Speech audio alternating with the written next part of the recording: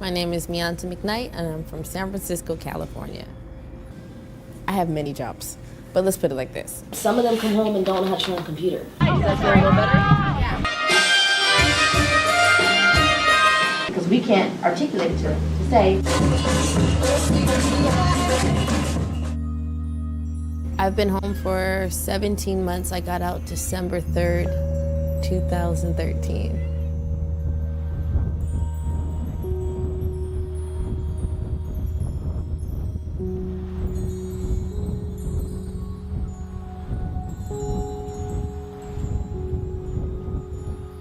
Growing up in the city, everything's fast. Some of the stuff that I was exposed to and saw, I don't think average children see. That's what deterred me from drug use for sure, was seeing 6th Street and alcohol, and I knew the effects of what it could do. Seeing how hard my father worked. He worked really, really hard in that store, and he wasn't safe. It just wasn't a safe place. I had watched him be burned with acid. Had he not turned his head, the acid would have landed in his face. I love my dad, and he's a strong guy. I get my strength from both my parents. My father married Betty, which was my stepmother, when I was very small, and it turned out she was molesting my brother and I, and she molested me for 6 years. And when the sexual abuse stopped, the physical, verbal, and mental started, and I resented her.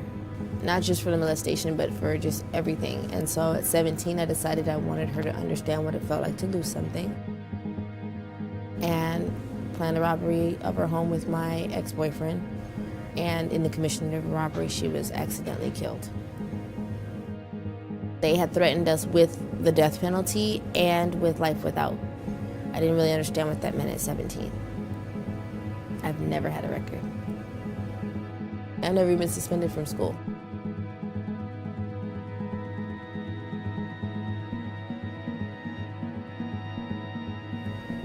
I had sat in juvenile hall until I was 18, and then they took me to county and I fought my case for 5 years. When I finally got sentenced, I was 21. That's when I got shipped to prison. And once I got there and that gate closed, I was like, I don't know if I'm ever gonna get out of this place.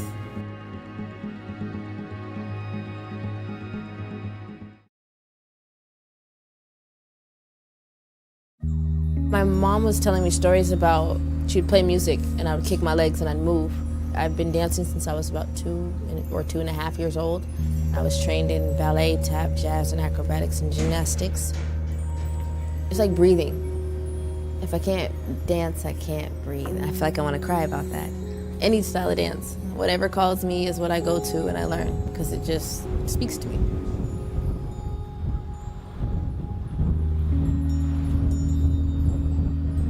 I performed in a lot of events within the prison, but I noticed that you had to be either right up free or know somebody to get in.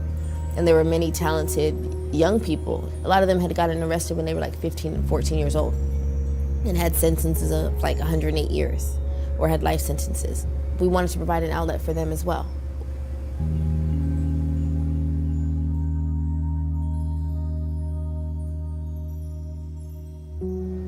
Nobody tells you when you first get there that you do have a chance of getting out no matter what that piece of paper says, and that you have to live like you have a chance and not become a product of your environment.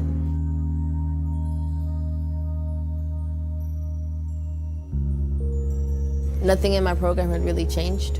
My story hadn't changed. And I don't know if they wanted more time out of me, but that's what they got.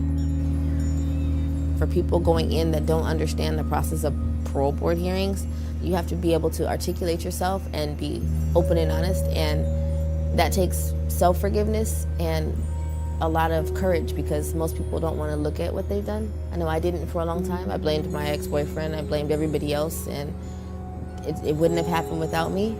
And I think that what I also had in my favor was that my father was at my hearing and spoke on my behalf. He was the victim's husband, so he was able to come.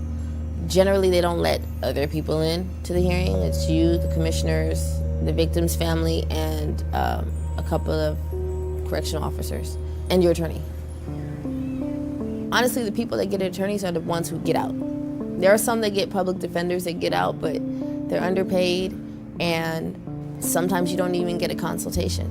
You'll get one, but then they don't come back for a while, and then you'll be there the day of the hearing, and they're like, hey, let's go in. And maybe there's questions that you had, maybe there's concerns, maybe not everything's in your central file.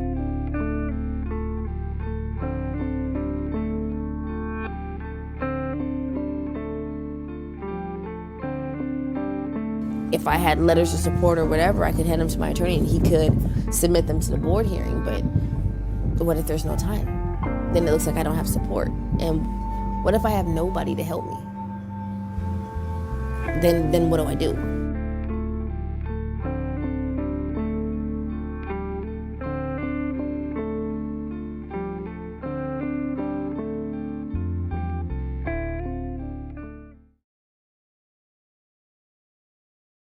I am a hostess at Applebee's.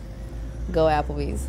I am a dancer. I'm a samba dancer. I dance with Samba Conmigo. And I'm also a belly dancer. To dance now and actually get paid for it makes me feel like I am good enough. Parole is not hard. I think the hardest part for me was being in a program, because it's like, well, what do you mean I can't go with my family? And what do you mean that you're not going to approve my pass to go for a job interview, or that I have to quit my job because you won't let me work a night shift because it's your policy? A policy I've never even seen. To sit in a group for 31 hours a week was a bit much after I've taught all those groups, and there's things that I want to do. I wanted to go to school, and I had to put that off for a while. Housing would be the biggest thing, especially living in San Francisco. If we're on parole in San Francisco, we can't leave San Francisco. And so living in the city is expensive. Just adjusting overall, family reunification is huge, because our families, some of our families, still see us as who we were when we left. Some family members being elated that you're home and wanting to be with you, and some that are like, I don't want to be bothered with you at all. I have one. My brother has not spoken to me since I was about 15, 16. So that's like 20-something years of non-communication, and I've reached out and I've tried, and that's not what he wants, and I respect that. I love him and I miss him, and I wish he would get to know me now, but he doesn't feel like I'm a safe person to be around. And so the best way for him to protect himself is just not to be around me at all. And so I respect that, and hopefully one day he'll see that I am cool, and I learned how to be cool from him. I volunteer with CCWP, which is California Coalition for Women Prisoners. I also work with Justice Now, the United Players, which is a violence prevention program here in the city, Youth Uprising, Castlemont High School. I volunteer at different high schools. I'll actually be going to speak at a high school this Thursday.